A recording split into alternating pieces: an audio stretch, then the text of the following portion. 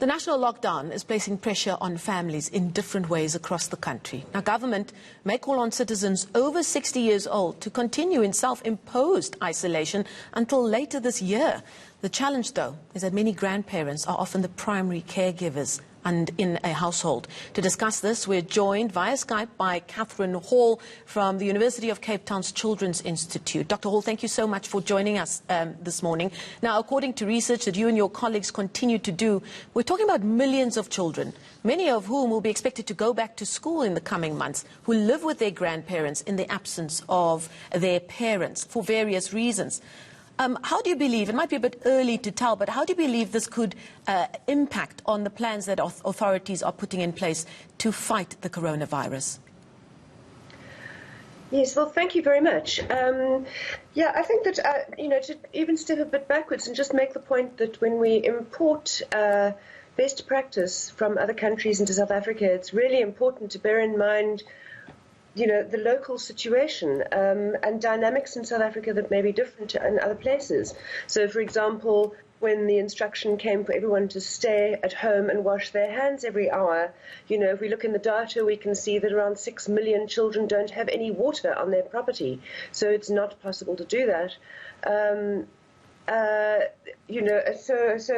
Similarly, the idea that children should be at home and cared for by their parents, it takes a very different form in South Africa, and despite the fact we've seen common assumptions that children, parents are living with their children and caring for them, what we know in South Africa is that we have a very, very strong history of migrant labor. The economy has been built on it. Many parents have to live apart from their children, and a lot of children are cared for by grandparents, primarily grandparents, also other family members.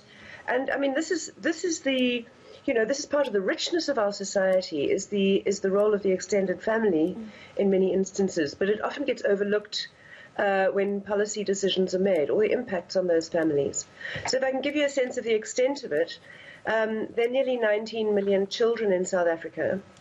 Only 25% of them live in what one might call a nuclear family with biological parents and children. We see much more complex family arrangements. Around 7 million children live with grandparents, and nearly 4 million children live with grandparents or other relatives in the absence of their parents, because their parents are mostly living elsewhere. Even mothers need to migrate for work. We've seen an increase in maternal migration over the last 2 decades.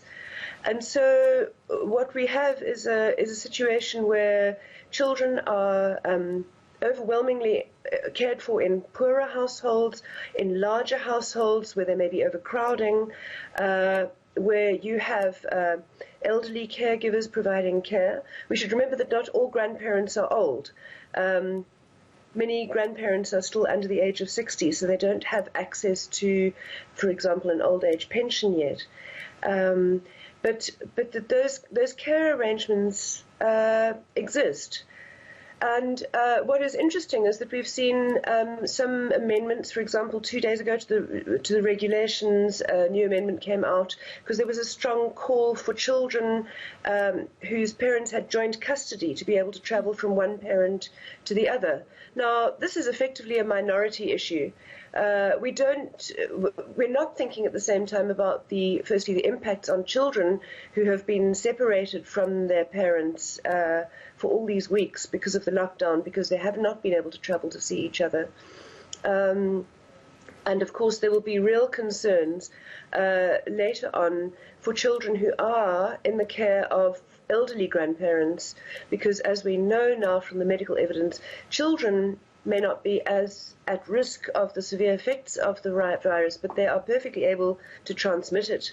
And elderly people are at very high risk of the effect. So that's going to be a real concern going forward. Now, Catherine, speaking of perhaps some of those grandparents being under 60 and therefore not able to access pensioners' grant, your organisation is doing specific work in collecting evidence to advocate for the child support grant to be increased during this time of crisis. Why the child support grant specifically? How much of a difference could that make if we are able to see an increase in that during this time? Well, firstly, it's not just my organisation. It is a wide range of organisations across the country, including the People's Coalition. The call has been endorsed by UNICEF, by the MRC, by a range of organisations and academic policy research units, as well as, I believe, around 600,000 signatures now to a petition that is going around on Amanda.mobi. There are many reasons for this call. One is to protect children. We've had, with children out of school, we have less nutrition for children with the loss of the school feeding program in formal schools, and also for children who were in early childhood development facilities, who would have been getting a meal a day. That nutrition is lost. The child support grant itself is very low. It's only 440 Rand a month, which is not even enough to provide basic nutrition for one person for a month.